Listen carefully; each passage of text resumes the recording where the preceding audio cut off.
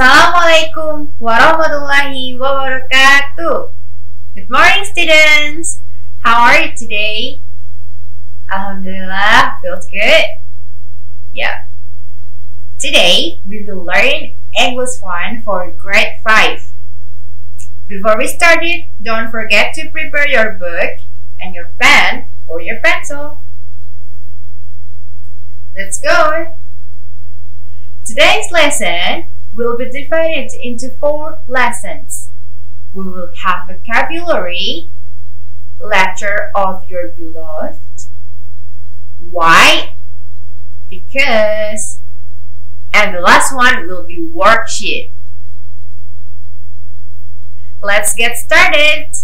Lesson 1, vocabulary. In the screen, you will see an iPad with a mail. This is a mail from Lou.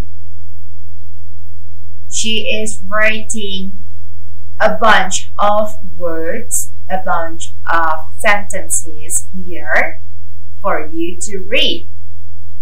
Alright? Now you can start to pause the video and take a moment to read the mail.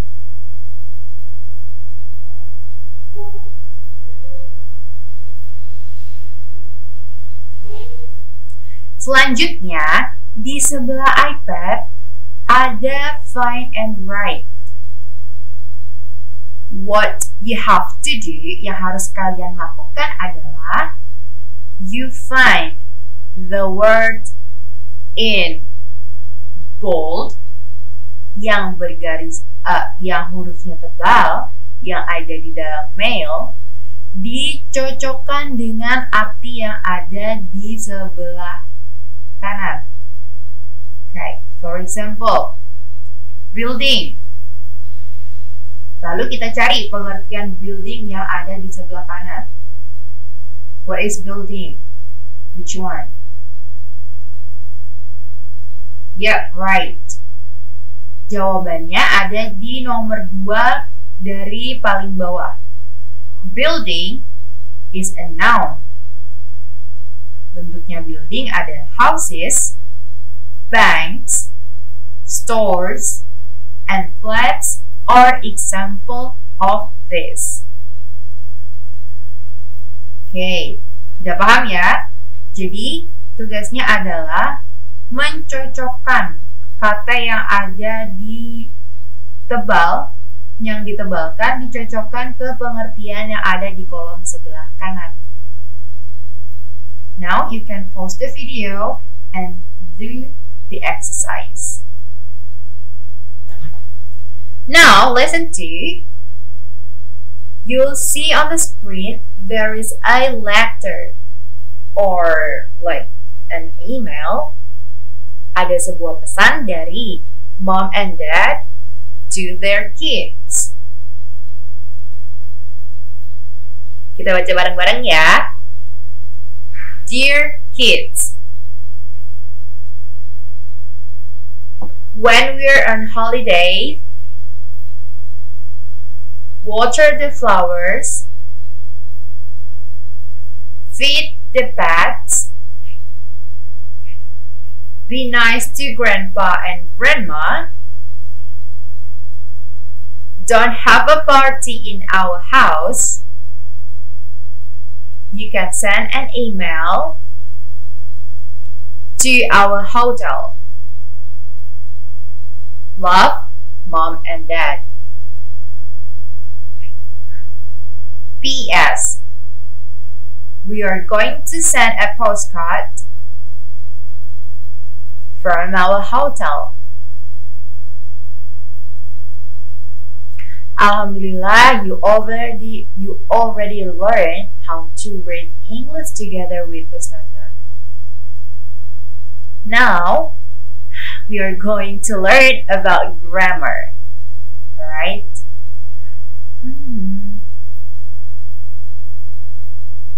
Why? Because, okay, on the screen, you will see the why and because. Ini kata-kata yang sering digunakan kalian ketika kalian bertanya kepada ustazah. Why? Sama dengan dalam bahasa Indonesianya itu sama dengan mengapa. Because artinya karena. Oke, kita lihat di screen. Why? Di bawahnya ada tulisan please tell me the reason.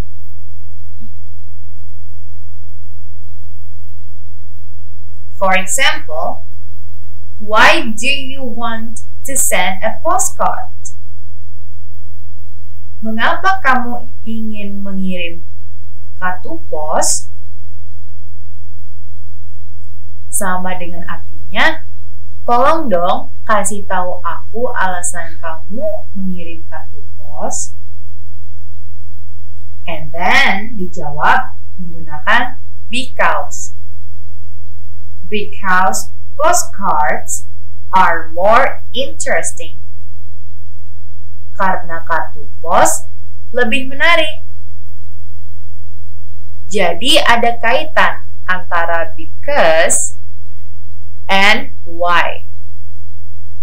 Why untuk asking a question, bertanya, dan because untuk menjawab pertanyaan why. Sekarang kita lihat contohnya lagi. 1. Why Mia is sad today? Mengapa hari ini Mia sedih? Because she didn't say goodbye to her friends. Karena dia tidak mengatakan pisah kepada teman-temannya. Number 2. Why does Luca think an email is better than a postcard? Mengapa Luca pikir bahwa email itu lebih baik daripada kartu pos? And the answer, jawabannya, because she thinks an email is faster than a postcard. Karena dia pikir email lebih baik, email lebih cepat daripada kartu pos. Begitu pula untuk contoh nomor 3 dan nomor 4. Yang terakhir, kita ke exercise. Lesson 4, talk to your family member. Make 2 minutes a video of a dialogue of you asking and answer the questions with your family member. You might choose these questions and then send the video to your homeroom teacher. Buatlah video dialog berdurasi 2 menit tentang salah satu pertanyaan. Jadi di sini ada 3 pertanyaan. Kalian bisa pilih salah satu pertanyaan. Kalian bikin dialog bersama salah satu anggota keluarga kalian. Pastikan kalian bertanya pertanyaan ini kepada salah satu anggota keluarga kalian. Dan juga setelah itu suruh mereka untuk bertanya balik kepada kalian. Jadi nanti kalian bertanya pada anggota keluarga dan anggota keluarga bertanya balik kepada kalian. Don't forget, videonya berdurasi 2 menit. Setelah itu, kirimkan ke wali kelas kalian. That's all for today. Thank you for your attention. Alhamdulillah, jazakumullah khairah. See you on the next video. Bye. Wassalamualaikum warahmatullahi wabarakatuh.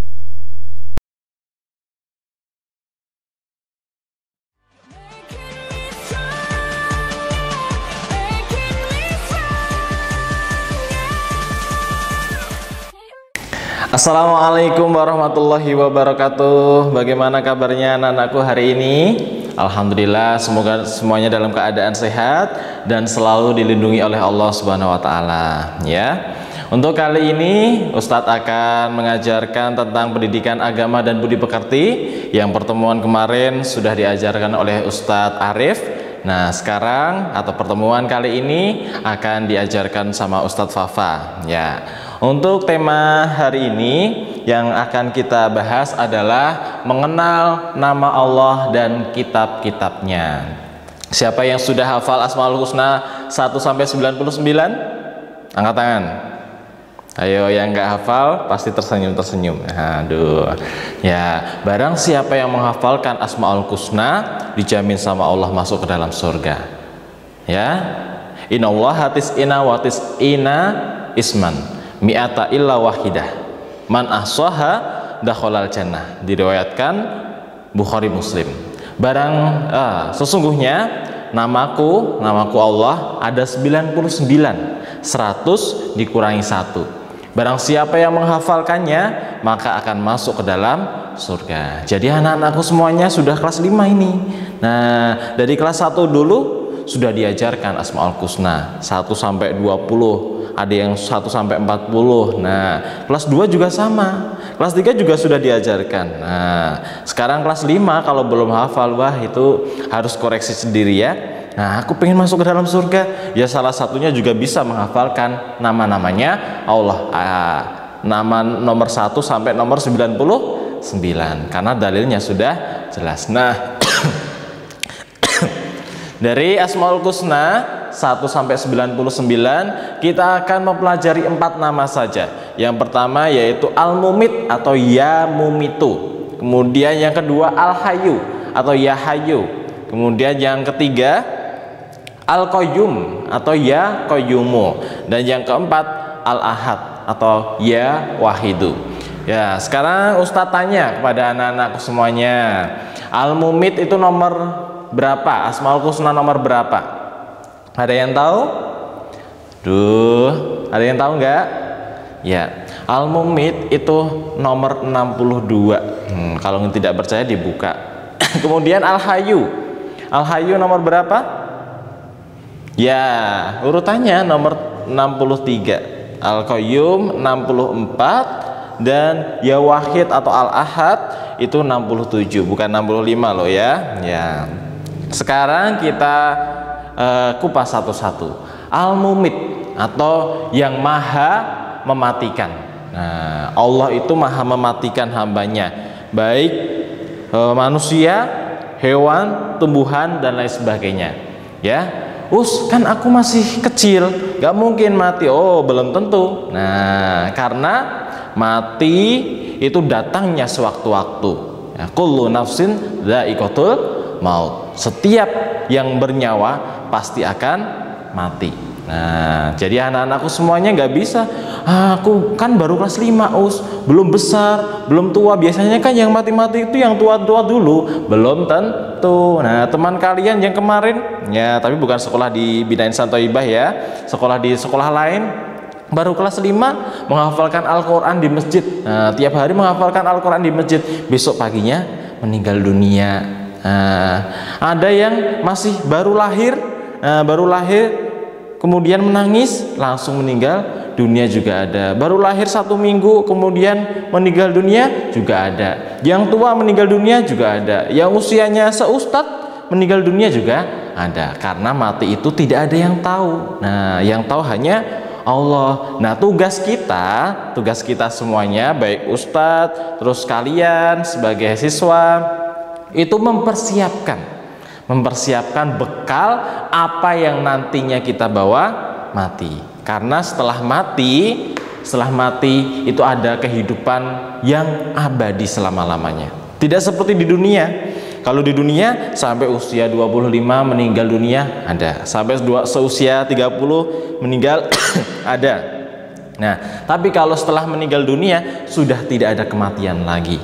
Nah, hidup kekal terus selama lamanya. Jadi tugas kita semuanya, anak-anakku semuanya, mempersiapkan bekal apa yang nantinya kita bawa mati. Kalau selama semasa hidupnya kita berbuat baik, pasti bekal yang kita bawa banyak, pahala yang kita bawa banyak. Tapi kalau semasa hidupnya berbuat jelek, jadi yang kita bawa juga sedikit. Jadi anak-anakku semuanya, perbanyak amalan baik, perbanyak amal solih, perbanyak mengaji dan lain sebagainya.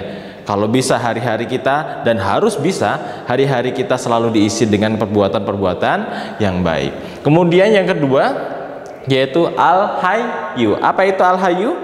Nah, Maha hidup. Nah, Allah itu hidup dan tidak ada yang bisa mematikan. Nah, tidak ada yang bisa mematikan. Allah itu hidup selama-lamanya, tidak ada yang bisa mematikan.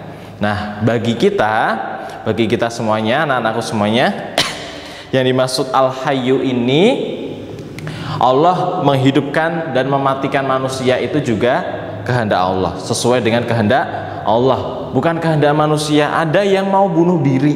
Nah, mau bunuh diri terjun dari jembatan ke sungai. Nah, pengennya langsung meninggal, tapi Allah belum berkehendak, masih dihidupkan sama Allah. Ada lagi yang ingin bunuh diri ketabrak kereta, lalu sudah di tengah kereta seperti ini. Nah, tapi kalau sama Allah belum dimatikan, nah, tetap hidup dia, walaupun nanti keadaannya sakit. Nah, karena Allah belum menghendaki dia mati. Nah, ada lagi tanaman sudah kering, terus daunnya juga sudah kering, tiba-tiba besok daunnya hijau lagi. Itu kehendak siapa? Juga kehendak Allah. Jadi tugas kita sebagai manusia, sebagai makhluk hidup, sebagai hambanya Allah, semasa hidup kita juga harus berbuat baik. Tidak boleh kita apalagi karena sesuatu kemudian kita tidak mau. Nah, karena sesuatu kemudian kita tidak mau hidup lagi, tidak boleh seperti itu. Nah, kemudian yang ketiga, Al-Qayyumu. Apa itu Al-Qayyumu? Ada yang tahu? Dibuka. Oh iya, Ustaz lupa. Harusnya kalian membuka buku dulu, buku agamanya, halaman 13 sampai nanti halaman 16. Ya, dibuka bukunya, buku PAI-nya, halaman 13 sampai 16. Nah, kita lanjutkan. Yang ketiga, Al-Qayyum. Al-Qayyum itu apa? Al-Qayyum itu yang maha mandiri. Maha mandiri atau maha berdiri. Ini tadi maha hidup. Ini maha mematikan. Nah, Al-Qayyum atau maha mandiri ini Allah tidak membebani atau minta tolong kepada siapa saja. Allah bisa sendiri. Allah tidak memerlukan bantuan orang lain. Nah, ini di dalam kehidupan kita, apa yang harus kita kerjakan dengan kita memahami Al-Qayyum ini, kita juga harus bisa mandiri. Walaupun kita beberapa hal harus minta pertolongan kepada orang lain, tapi sebisa mungkin kita juga harus bisa mandiri. Contoh bisa mandiri apa? Sholat subuh tidak dibangunkan lagi, bisa langsung sholat. Kemudian bisa mencuci sepatunya sendiri, bisa nyetrika bajunya sendiri, itu mandiri namanya. Apalagi bisa membantu orang tua, orang tuanya jualan dibantu jualan, orang tuanya masak bantu masak. Wah, itu luar biasa. Jadi kita tidak mengganggu kepentingan orang lain, tidak meminta pertolongan orang lain, kecuali ada beberapa hal yang harus kita minta tolong kepada orang lain, nggak apa-apa. Kemudian yang keempat itu Al-Ahad atau Maha Esa. Maha Esa. Pasti kalian sudah tahu Maha Esa itu apa? Allah cuma ada satu. Qul huwallahu ahad, Allahus somad. Nah, Allah cuma ada satu, tidak ada Allah lain. Ya, tidak ada sesembahan selain Allah, hanya Allah saja. Nah, ya itu berarti Allah nggak punya istri? Enggak. Allah nggak punya anak, tidak. Allah cuma ada satu. Nah, tidak itu pohon besar disembah-sembah itu juga Allah, tidak. Itu namanya syirik. Nah, Allah cuma ada satu. Nah, gitu. Jadi kita harus mengetahui dari 4 Asmaul Husna yang sudah kita pelajari tadi. Yang pertama ya Mumitu, yang kedua ya Hayyu, yang ketiga ya Hayyumu, yang keempat ya Ahad, ya Wahidu, bukan ya Ahad, ya Wahidu. Nah, teman-teman atau anak-anakku semuanya, kita tidak hanya memahami 4 ini. Kalau bisa hafal semuanya 1 sampai 99 seperti yang diterangkan Ustadz di awal tadi. Barang siapa yang menghafalkan Asmaul Husna 99, maka Allah akan memasukkan ke dalam surga. Kayak gitu ya.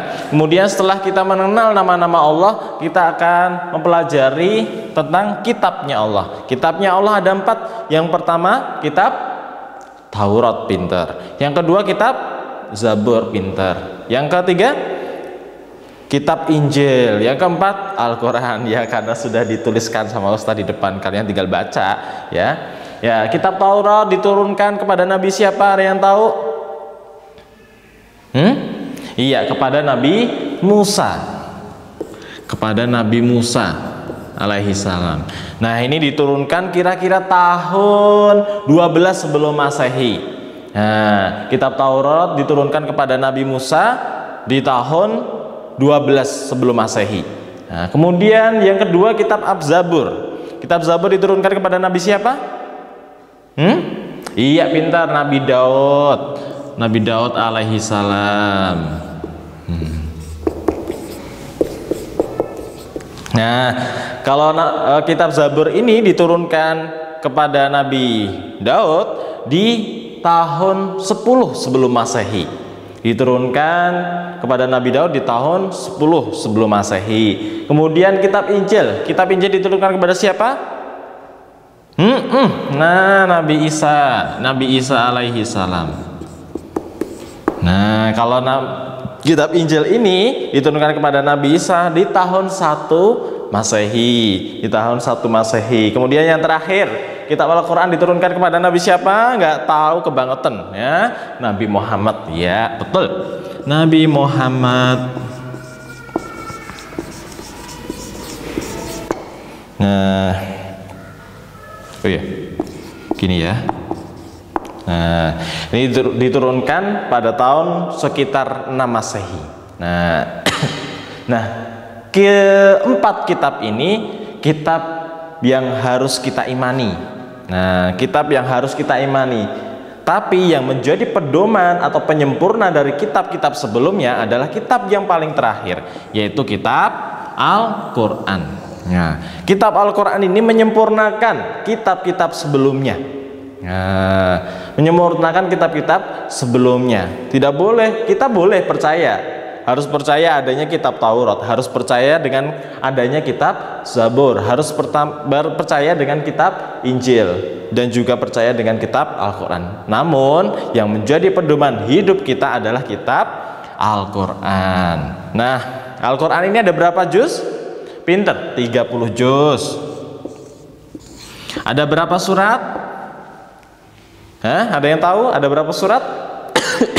Dibuka, ada, silakan dibuka. Ada berapa surat? Kalian cari sendiri. Ada berapa surat? 114 surat. Dan ada berapa ayat? Ada berapa ayat anak-anak? Ya, 236 ayat. Nah, ini jumlah di dalam Al-Quran. Ada 30 juz, 114 surat, dan 6.236 ayat. Nah, ini harus dihafalkan semuanya. Pinter kalau bisa menghafalkan semuanya. Nah, anak-anak kelas 5 ada yang sudah hafal 1 juz, 2 juz, 3 juz, 4 juz, bahkan ada yang 5 juz.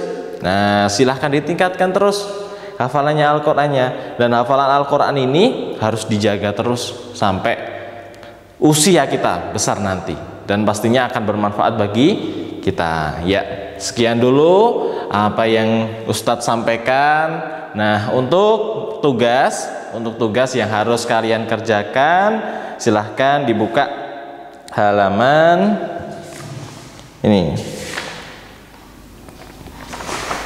Oh iya, halaman 19 dan 20 sebagai tugasnya.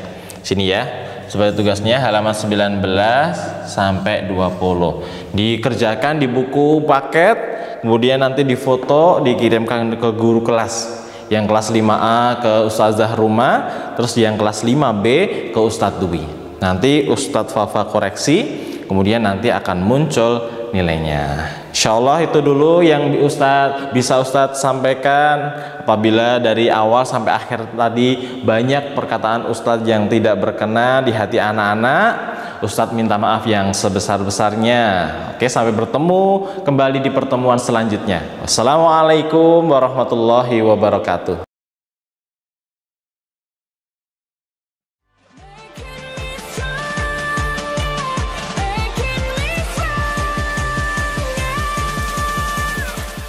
Assalamualaikum warahmatullahi wabarakatuh. Selamat pagi anak-anak, ketemu lagi dengan Ustadz Andi untuk pelajaran PJOK atau olahraga. Pada pertemuan sebelumnya kita sudah masuk materi gerak dasar lokomotor, non lokomotor, dan manipulatif dalam permainan sepak bola. Nah, untuk hari ini kita akan masuk permainan bola voli. Sebelumnya Ustadz akan jelaskan terlebih dahulu. Permainan bola voli adalah salah satu cabang olahraga yang dimainkan oleh dua tim. Nah, masing-masing tim ini berjumlah 6 orang pemain yang berada di lapangan. Bagaimana Ustadz cara bermainnya? Nah, untuk cara bermainnya, ini masing-masing tim berusaha menjatuhkan bola melewati net ke daerah tim lawan sebanyak-banyaknya. Nah, dalam prakteknya bola voli ini dominan memakai kedua tangan. Berbeda anak-anak dengan sepak bola. Kalau sepak bola dominan memakai kedua kaki untuk menggiring, untuk menendang. Sebelumnya Ustadz akan memberi tugas terlebih dahulu kepada anak-anak. Yang pertama, anak-anak menyiapkan terlebih dahulu bola voli. Silahkan memakai bola karet atau bola plastik. Yang penting bisa digunakan untuk praktek anak-anak di rumah. Yang kedua, kalian usahakan memakai sepatu untuk aktivitas olahraga. Yang ketiga, jangan lupa pemanasan terlebih dahulu. Kenapa Ustadz kok harus pemanasan? Nah, anak-anak, di sini penting sekali pemanasan ya. Jadi otot tubuh kita itu akan siap ketika melakukan aktivitas olahraga dan juga untuk mengurangi resiko cedera. Terus nanti anak-anak bisa melihat video terlebih dahulu seperti yang Ustadz akan praktekkan nanti. Dan jangan lupa minta bantuan orang tua kalian, kakak kalian untuk memfoto atau memvideo setiap gerakan yang anak-anak praktekkan di rumah. Untuk lebih jelasnya, silahkan anak-anak melihat tayangan video setelah ini.